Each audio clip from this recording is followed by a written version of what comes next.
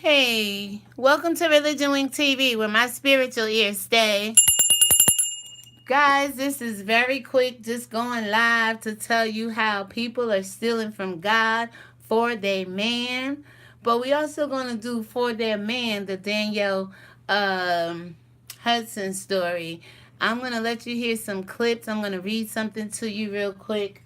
I may pull up my chat, but I just want you to hear how I was binging all weekend on that program on ID Discovery, I believe, called For My Man.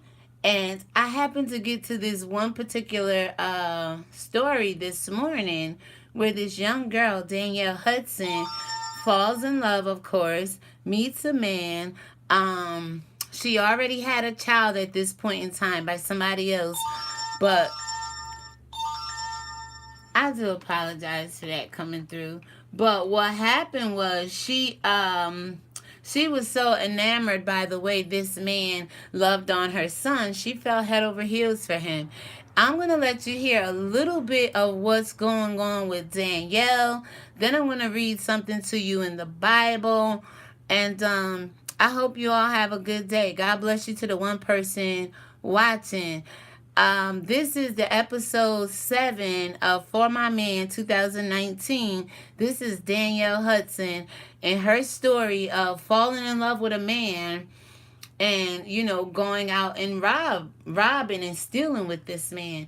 Have you done such a greater thing for your man? What have you done for your man lately or at all that was not good, that was not godly, that led to murder, that led to kill, steal, and destroy?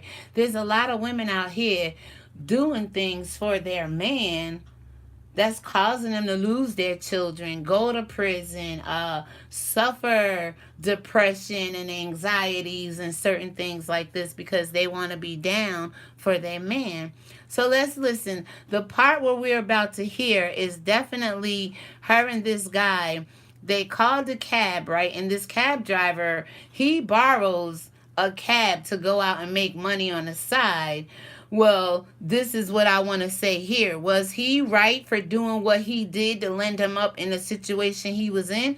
Now, this guy borrowed somebody else's cab. He doesn't have his own cab license, but the cab driver will allow him to drive his cab to make extra money on the side. So that's kind of not a good moral thing to do. That's kind of like stealing on the side from the cab company and everybody else. But it led him to go to this house where this young girl, Danielle Hudson, and this man is looking to rob somebody. Okay? So be careful of what you are doing. If it's not right, don't do it. A lot of times when you do illegal things, it leads you to the place of where this cab driver will find himself.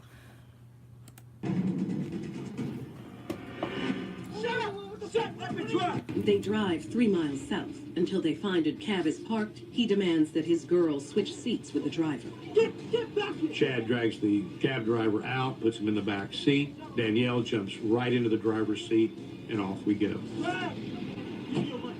Give me your money!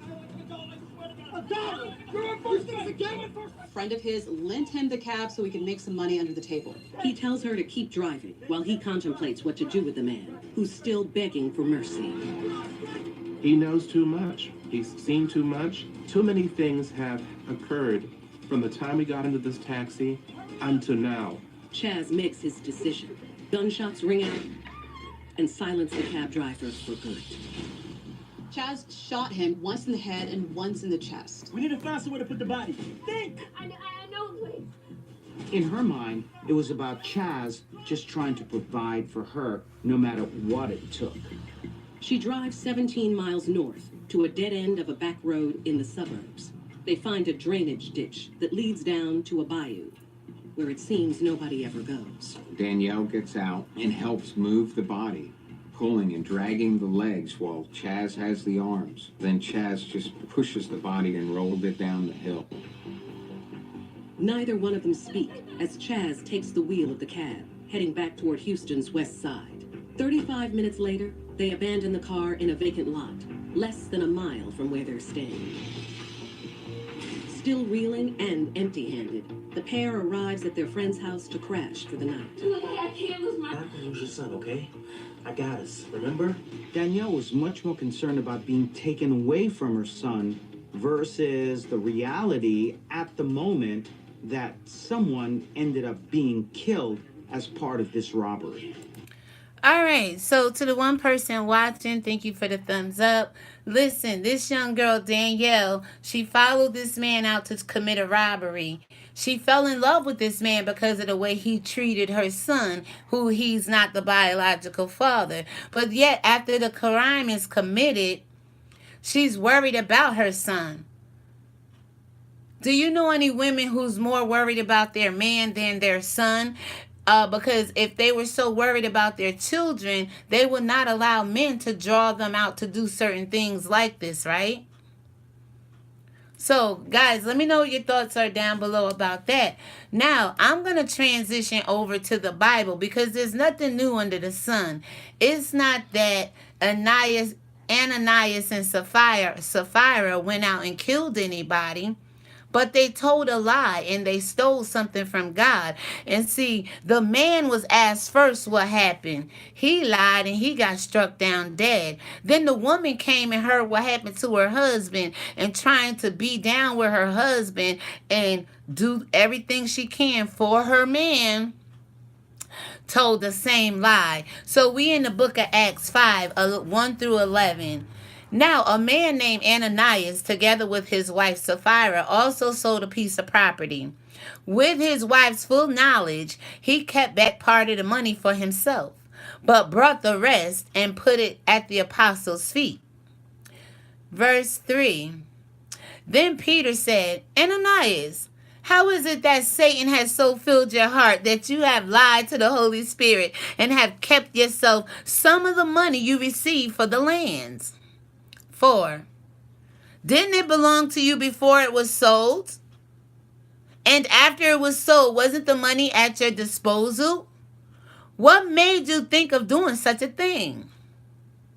You have not lied just to human beings, but to God. Verse 5. When Ananias heard this, he fell down and died. And great fear seized all who heard what had happened. 6. Then some young men came forward, wrapped up his body, and carried him out, and he was buried. 7. About 3 hours later, his wife came in, not knowing what had happened, but she knew in verse 1 what happened. She knew her husband sold that property and kept back some of that money. What you doing for your man out here? Whether it's in the eyes of Satan or in the eyes of God, what are you doing for your man? Are you stealing from God? Remember, the book of Malachi says, wherefore shall a man rob God? Go read it. Malachi 3, 8, 9, 10, 11. All right? So it says 3 hours later, she came in not knowing what happened. Peter asked her, tell me, is this the price you and Ananias got for the land? Is this the price you and your man got for the land? Quote, yes, she said, that is the price. What are you doing for your man to deceive people, God, to kill, steal, and destroy? Verse 9, Peter said to her, how could you conspire to test the Spirit of the Lord? Listen, the feet of the men who buried your husband are at the door, and they will carry you away also. What? What are you out there doing for your man? What are you out there doing stealing from God? Verse 10, at the moment she fell down at his feet and died, the young men came in and finding her dead, carried her out and buried her beside her husband. 11, great fear seized the whole church and all who heard about these events.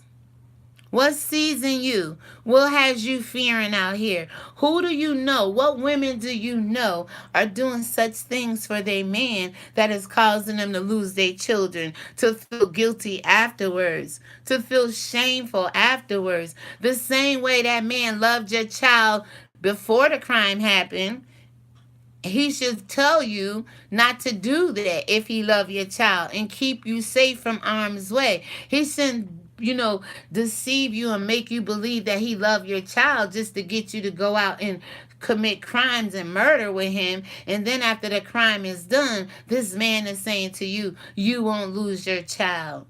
He couldn't guarantee you surety in the beginning. How was he guarantee you surety after the crime is done? That's all I wanted to do. I just wanted to bring you this clip here. It's from episode 7, For My Man, the Danielle Hudson story. How she went out, fell in love with this man. She fell in love with him because the way he treated her son. And then she helped him, was a conspirator to murder.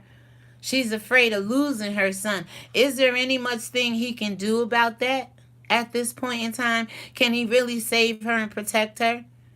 And then on the spiritual side of it, anything you trying to steal from God, you're going to die.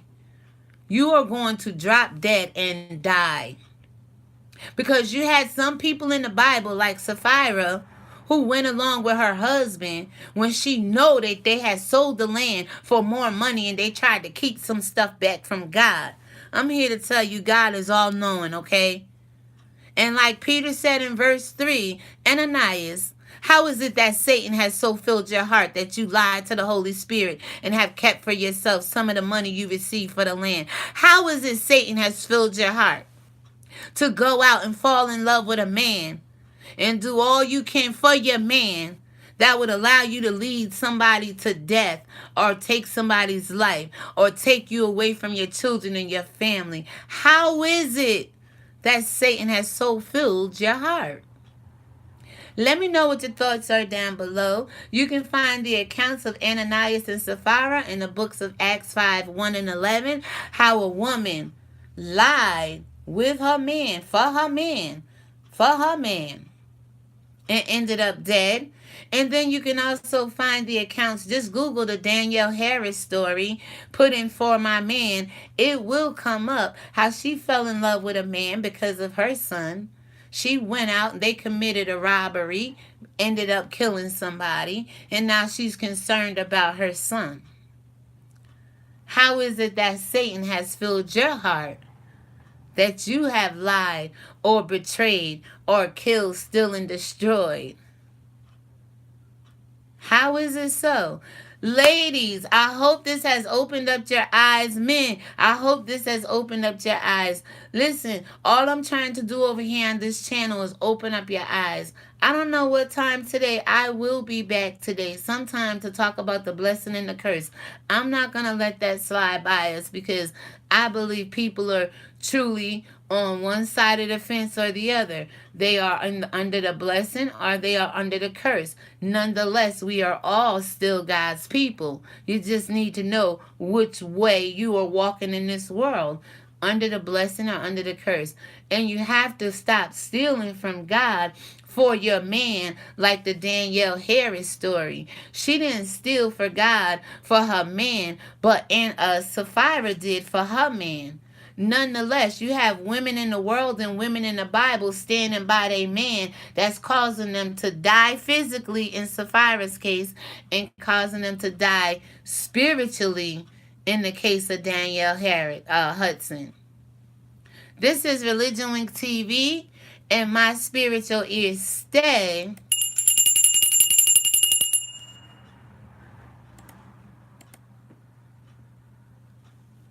I hope you all have a great day. God bless you and take care. Thank you. Shalom. Acts 5 and 11. 5, 1 through 11. Read how Sapphira did what she did for her man. Check out how Danielle Hudson did for her man. Matter of fact, let's go back there. I could play a little bit more of the clip. Chaz made her feel that he would be the only one to pay the price if they got caught. The following day, a city worker doing maintenance on the drainage ditch finds the cab driver's body face down. Stunned, he calls 911. Police find a passport in his back pocket, identifying him as 32-year-old Mohammed El Sayed. The event.